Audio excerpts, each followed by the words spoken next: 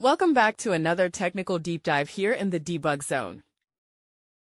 Today, we're tackling a big question and breaking it down with insights from other users. Hopefully, this clears up some misconceptions and helps you get the answer you need. So buckle up, stay a little curious, and let's jump right in.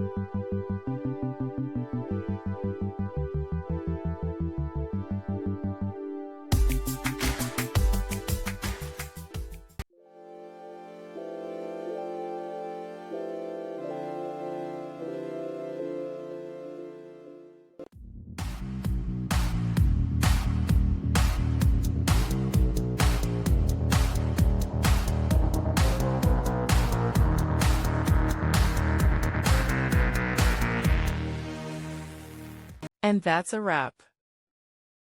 I hope you found the answer you were looking for. If you did, take a second to hit that subscribe button. It really helps out. And let me know in the comments which solution worked best for you.